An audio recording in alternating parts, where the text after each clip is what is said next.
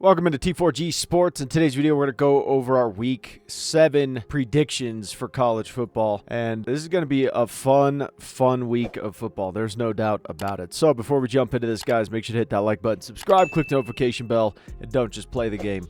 Own the game. Let's light it up. We are 83% correct on our predictions so far this season, but we are just trying to prove ourselves. That's it. There's going to be times we get them wrong, times we get them right, and at the end of it all, we just want to prove ourselves and give you guys in-depth knowledge in college football. And so there's going to be times where we're definitely wrong, and there's going to be times where we're right on the money. So yeah, that's the fun about it. And if you guys want to participate too, you guys can always put your predictions down below, and try not to edit your comments, and try to make sure your picks are in before the game starts. And let's just have fun this season. But we appreciate all you guys, even the negative comments. We appreciate those of you who like our videos, subscribe, click the notification bell, share our videos with others, and the positive comments, the super thanks, all that stuff. We thank you guys so much for doing that. At the end of the day, in reality, we just want to prove ourselves. So that's our mission, and we're going to try to do that day by day.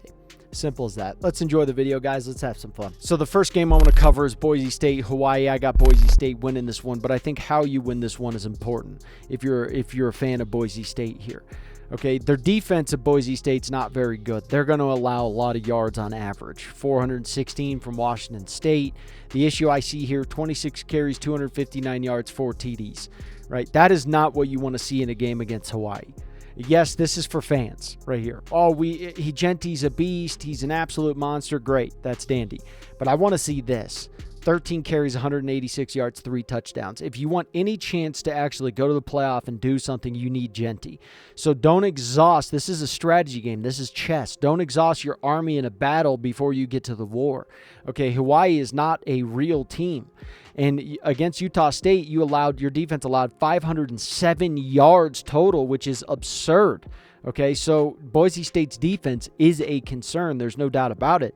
But you need to start winning these games without exhausting your troops. And so that's what I'm looking at. I would tell Genty and this coaching staff, I'd be like, look, he's got 10 to 13 carries at best. We're ripping his helmet after that. And if it's a tight game, you got to throw him back in. That just shows that Boise State's not for real. They need to be able to do more with less, particularly against a team like this. And that's why I'm bringing this game up. It's not a shock I chose Boise State, but I want you guys to look at how they win. Are you using Genty and putting him in a greater chance of getting injured by giving him 26 carries?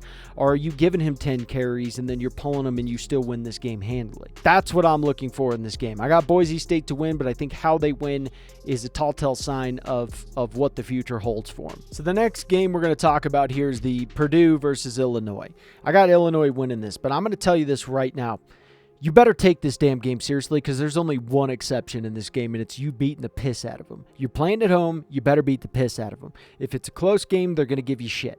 Everyone's going to give you shit. The only way to look good in this game is if you annihilate them. That is the only way, and I project that they will destroy them, but you got to be careful. And the reason I say you got to be careful with Purdue is because they need to get kicked out of the Big Ten because they do shit like this. You know, they'll lose against Notre Dame 27-13. Then they play Illinois. They beat them. Then they lose to Minnesota. Then Iowa is ranked second. They're playing at Iowa. They beat them 24-7. Where the hell did that come from? The next week, they lose to Wisconsin 30-13. Nebraska, they beat them 28-23. Michigan State ranked third, beat them 40-29. Then they lose to Ohio State 59-31. They will play good in a moment's notice. They faced Tennessee, this Tennessee team that almost beat Alabama. Beat them 48-45. 48-45 in overtime. This Purdue team, historically speaking, has ruined the hopes of very good teams. And do not be that team, Illinois. Do not be that team. And I would tell that whether I was Oregon facing them, I'd say, look, take them seriously because historically speaking, this team can be a nightmare in a moment's notice. And it can make us look really bad because they can play really good. And no one's going to give you the benefit of the doubt of Purdue playing really good. No one is. Okay? It's a trap game. There's only one way to look good in this game, and even then, if you beat the hell out of them, they say, well, Notre Dame did it, Wisconsin did it. There's no way to look good, I'm telling you. There's no way to look good. So you got to beat the hell out of them. You got to play your best ball. Do not be that team that lets them come and ruin your hope or make you look bad because they had their one good game. Don't do it. Okay, you got to fight like hell in this. So it's how you win in this game that's important for Illinois, in my opinion. Arizona heading to BYU. BYU has set themselves up beautifully this season. You beat SMU in the beginning of the year, week 2, and it was at SMU, and SMU's a real football team. They're a real football team, so this looks really good. You got away with one there because you played them week 2. If you played them now, it would be a much different story because they've only gotten better since then. Okay, so based on the schedule, you did good because you played a team before they started to really figure themselves out, and you won. And that is exactly what you want if you're BYU. That was perfect for you, perfect setup. Then you played K-State, who was ranked relatively high in perspective, and you beat them. You beat the tar out of them 38-9. Then you played Baylor, and it looked a little bit more chippy. The thing is Baylor has the talent to play some good football. The mentality is what they've lost. Okay, CU, they allowed them back into the game. And CU eventually won the game. Against BYU, they played like crap in the beginning of the first half, and then they played way better in the second half. That's Baylor for you. It's kind of hard to take them seriously because they don't take themselves seriously. But they can play serious football when they are up to that level mentally that they should be at for their talent. Arizona, a little bit of a trap game here because Arizona can play good enough football to walk out with a dub. Good enough, but there's no excuses in this game. You're playing at home. It's a 2 o'clock game, and you really need to just smother them. You cannot allow them to play above their britches. You got to punch them in the mouth. You got to beat them down, and you got to prove that you're an actual playoff contending team. Some of these teams, like Boise State, like some of these guys, you need to prove yourselves now by cleaning up. You're playing clean-up ball where you say there's nothing to leave in the tank. There's no questions people have in this game. There cannot be a question. Beat the shit out of them. In the spread, they're -3 on this. You need to win by more than that if you're for real. So I have them winning by more than 3 points. But don't take this game lightly because Arizona could come in and punch you in the mouth. They could punch you right in the mouth, and if you're stunned by it whatsoever, you're just putting yourself in a stupid situation. So BYU, this should be a game where you walk out winning by more than 2 touchdowns. You should, but we'll see if they do. I don't know. I have BYU winning this one, but I want to see what they're made of. Now, this is a tough one. Iowa State versus West Virginia. I got Iowa State winning this one. I think they'll win by more than 3 points, but man, you got to be careful. This is a trap game, I'm telling you, because if you look at West Virginia, just look at what they've done this season. They're playing better ball than they were in the beginning of the year, and they're scary enough. Penn State, they lost that one okay. Albany, you won that one by a good portion. That's Albany. Then you play Pitt, who's undefeated. You played them at Pitt, 38-34. Kansas, 32-28. Oklahoma State, 38-14. You can see that they can play above their britches, but at times they can play down or up to the level of competition. So West Virginia is like an odd team to grade because they can win this game. If their crowd gets into it and they keep their crowd into it throughout the game, they can win this game. There's a possibility of that. Thing about Iowa, though, if you look at Iowa State is playing like a Big Ten SEC-like team this year, and they're violent. They go into a game with bad intentions. North Dakota, okay, first game of the year. Second game, 2019 at Iowa, massive game, very violent football game, and they came out on top. Arkansas State, that's exactly what you would expect from a Big Ten or SEC-like team, 52-7. Houston, they shut them out. Baylor, 43-21. Iowa State is a violent football team that doesn't want to just beat you. They want to beat the shit out of you. They are going in with bad intentions, and they're very good at accomplishing that. So I have Iowa State winning this one because of their mentality. But I want to stress that this is a West Virginia team that is not as easy as you think they are. You may think, oh, it's just West Virginia. It's not that hard. Be careful with that notion. Don't take this game lightly because West Virginia can make you pay. So I got Iowa State winning this one just because of physicality. And we'll see if they can make that happen. Trying to grade this game is like trying to pick a quarter up off the cement using nothing but your ass cheeks. Ain't that easy, all right? I haven't tried it, but I'm telling you right now, just thinking of it from a strategic perspective, good luck. Okay, good luck doing that. Yeah, not easy. Not easy here because both these teams are good on offense, shitty on defense. You're playing at Folsom Field. It's a night game, 8:15. It's on ESPN if you guys didn't know. I think CU wins this one because, for one, K-State plays a little bit bad on the road. They lost to BYU in a bad fashion. Bad fashion, okay? Tulane, way too close. When you see them play at home, they do a lot better. So I worry about that because this is not just playing CU. This is playing Deion Sanders, and there's a lot of hype, and CU takes everything personal. They love to take everything personal and say they don't take things personal. That's CU for you in a nutshell. So this is a measuring contest. Okay, and they love to rub your nose and stuff when they win. They love it. They had a rap concert for winning this game against North Dakota State in their locker room. Against Baylor, their people stormed the field, and they can't wait to storm the field because they want to put it on their Snapchat. They can't wait to storm the field. So they're going to be very electric, liquored up, and very jazzed up for this. K-State needs to play good football, and I'm telling you, I could see it going either way. I could see one team blowing out the other team blowing out that team. I could see them both having just a high shootout game. I could see a slop fest for the first half and then not the second half. It could go either way. So I'm going to pick CU just because they're playing at home. I think K-State has a better team, but not by such a degree that it's like walk in the park for them.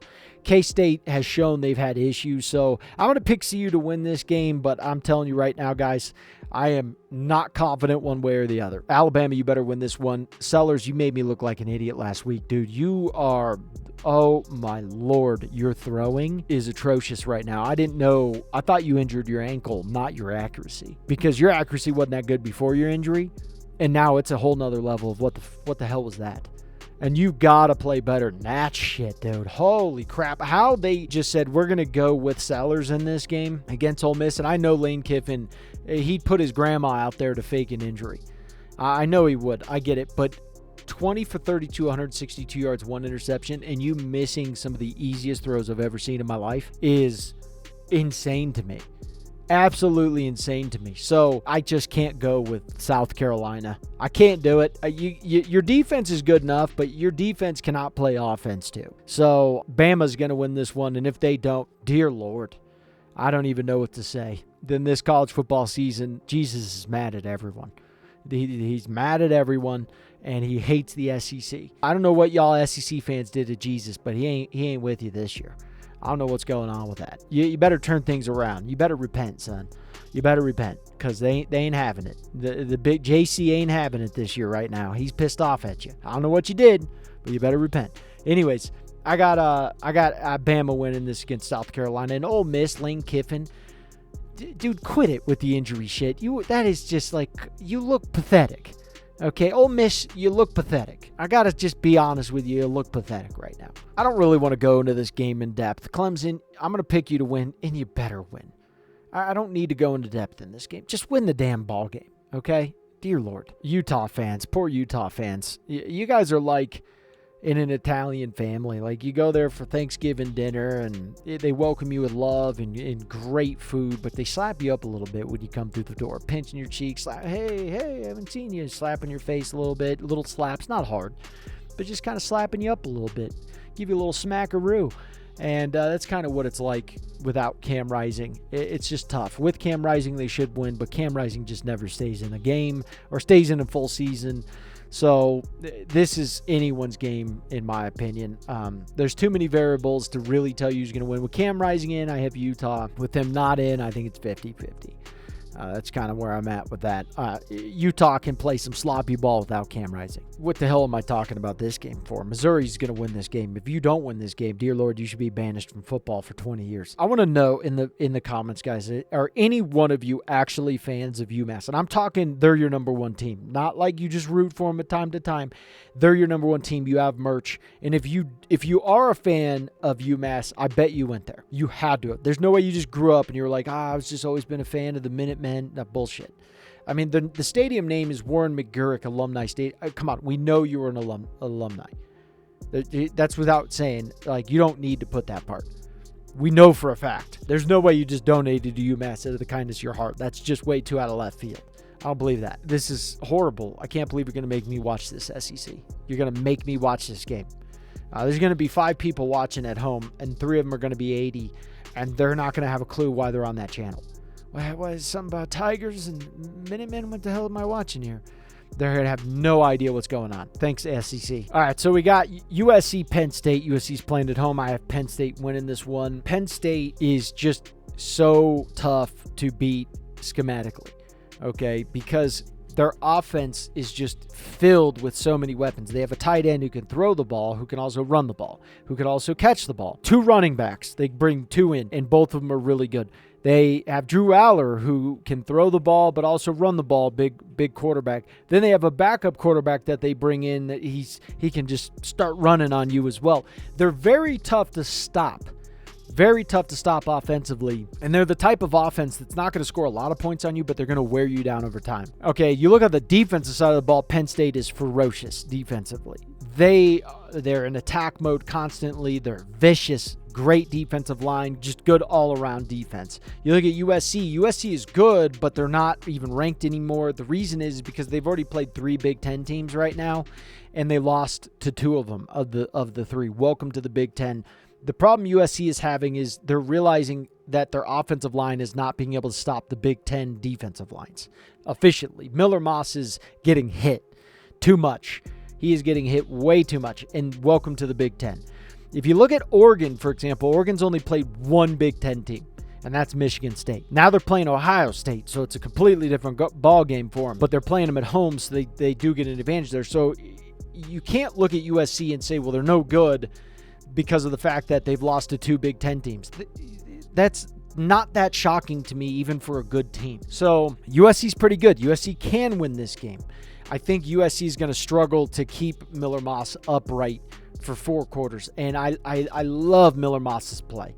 God, I think he's a great quarterback. I really do. I like his play. But the offensive line is just exhausted. They are. You can see it that they're like, man, this is no joke in the Big Ten. This is bully ball, big on big, and they're going to fight you in the Big Ten. It is a tough league, and so it doesn't get any easier this week. It gets harder because Penn State is seriously no joke. Penn State can lose this game, don't get me wrong, but I think Penn State's going to end up pulling this one out just because of the physicality. I got Texas winning this one in the Red River Rivalry here. It's playing at Oklahoma. It's going to be very loud. You never know with a rivalry game because Oklahoma can play really good, and so anything can happen in this game. But Texas, if they're true to who they are, Texas should win this game because you are more physical, you're stronger, you're faster than Oklahoma. Oklahoma has glaring weaknesses. Okay, they're glaring. Okay, so you should be able to take advantage of those and actually win this game. We'll see what Texas is made of in this game. You know, we're going to really get an insight of how good they are because this schedule so far does not really give us an insight of really how good they are. Michigan, they're okay this season. It's not like they're great. Still a great win to go in Michigan. It's week 2 though too, so it's hard to take those games that serious.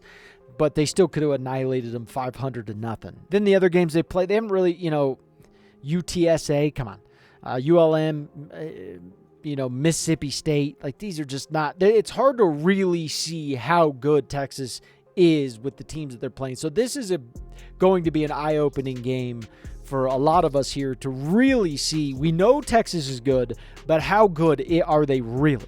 So that's what I'm excited about, and we'll see what that turns into. It's a 1:30 game on ABC and ESPN+. I got Notre Dame winning this one. If you don't win this one, I don't know what to tell you. You're 22.5 point favorite, and I would be impressed if they won by that margin. I'd be impressed because Notre Dame the problem is not talent, it's consistency. So I hope you win by more than that because in reality, you technically should. But with Notre Dame, you really just don't know what you're going to get. I think Notre Dame will win this. You're playing at home. Stanford has good players, not a great team.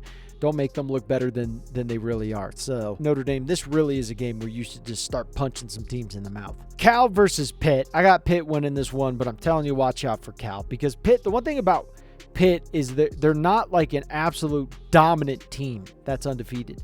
That Kent State got 24 points against them. Cincinnati, they won by a point. West Virginia, 4 points. Youngstown State, don't give a shit.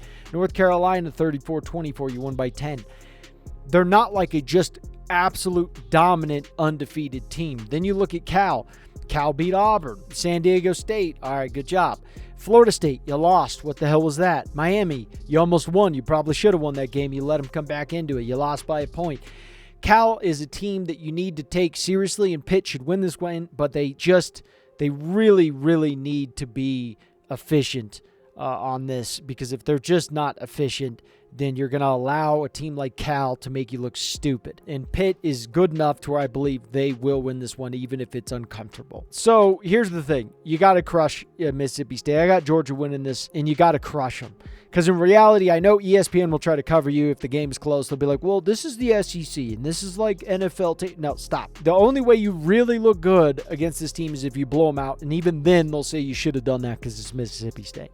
It's like a lose-lose game, so you got to crush them. Georgia, I expect you to win. Crowd needs to get loud. You guys got to dominate this team. Florida playing Tennessee. Tennessee should win this one. I got Tennessee winning, but I'm concerned about Tennessee. This entire year, ESPN's trying to sell them as they're an elite program. I heard someone say after them beating OU, they should be ranked ahead of Ohio State. I just laughed at that. It was like, come on. Like, if you're going to show your bias, at least, like, do it more subtle than that. I mean, it's really aggressive. But if you're struggling against OU and Arkansas, okay, OU, I get that. That one, I'll give you the benefit. That was a brand new SEC team. You're playing at their home. Their crowd's going to get crazy because they want them to win. Okay, that happened. All right. Arkansas, that's no excuse. Arkansas, yeah, they're not a bad football team. They're a good football team, but they're not a great football team. And if you're struggling against Arkansas, there are plenty enough teams out in the college football realm that'll absolutely do better than Arkansas will do, that are better on defense and better on offense. All right, and they have a good defense, but their defense is not up to the level of some of these other defenses out in the country. Okay, you still got Georgia and Alabama. After this week, you got to go face Alabama. So you really need to play some of your best ball, and you got to prove that you are actually ranked where you should have been ranked, because in my opinion, as of right this second and coming into this year, I thought you were overranked. And I want to see you guys start to prove yourselves, because you are a very talented team.